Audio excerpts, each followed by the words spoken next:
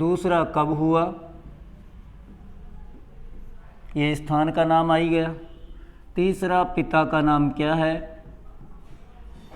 बाबूजी राठौड़ के पिता का नाम आपको पता होना चाहिए। चौथा माता का नाम क्या है, इनकी माता का नाम क्या था। पांचवा इनकी घोड़ी का नाम क्या है, इनकी घोड़ी का नाम क्या है। इनके गुरु का नाम क्या है। ये देखो सारे प्रश्न जो है ना वो मोस्ट है। इनकी पत्नी का नाम क्या है। बहुत सारे प्रश्न आई थिंक बन गए होंगे, दिमाग में सारी बातें आ भी गई होंगी एक साथ। तो इनका जन्म तो कब हुआ था, पहली बात, पहला प्रश्न ये है कि इनका जन्म कब हुआ था। तो 1239 में इनका जन्म हुआ था। 1239 ईस्वी में इनका जन्म हुआ था। इनका जन्म अच्छा कहाँ हुआ था, ये इधर को लिख देंगे कब हुआ था, 1239 में। इनका जन्म जो हुआ था वो वर्तमान फलोदी जिला कोलूमंड फलोदी में इनका जन्म हुआ, जो वर्तमान नया जिला बना है कह सकते हो आप। फलोदी पहले जोधपुर में था। इनके पिता का यदि अपन पिता की बात करें तो इनका पिता का नाम था धांधड़ जी राठौड़। धांधड़ जी राठौड़ इनके पिता का नाम था।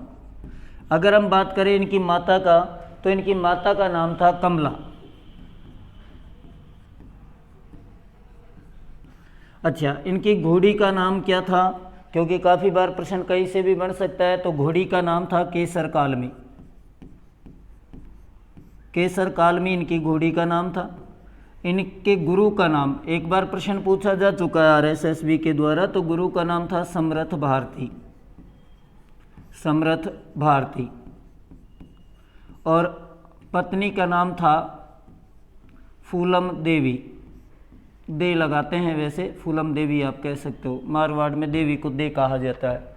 आई थिंक ये सारी चीज़ें आपको याद होगी कि इनका जन्म कोलूमंड फलोदी ज़िले में हुआ, 1239 ईस्वी में हुआ।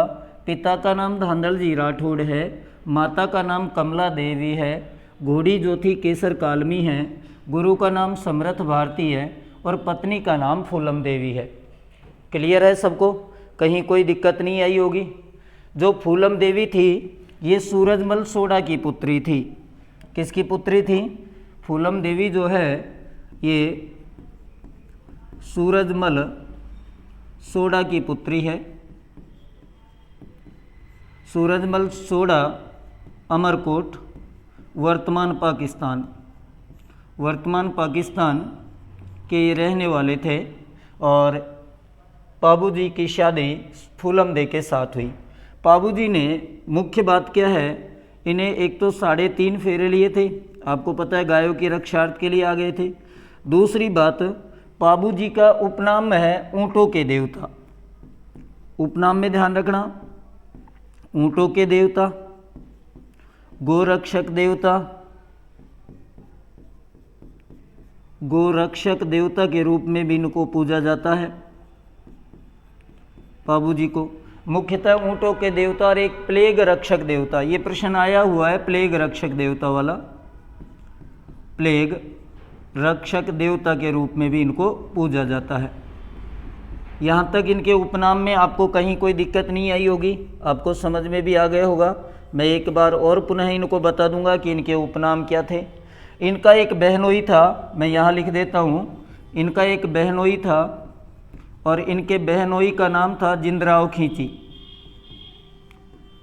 जिंदराव खींची प्रश्न बन सकता है। जिंदराव जो खींची था ये रहने वाला था जायल, और जायल पड़ता है नागौर में। इनकी बहन का नाम सुगनाबाई या प्रेम देवी था, जिनसे जिंदराव खींची की शादी हुई।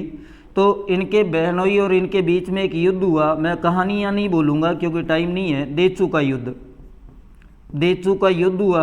आपसे प्रश्न पूछ ले देचू का युद्ध कब हुआ, तो 1276 ईस्वी में हुआ।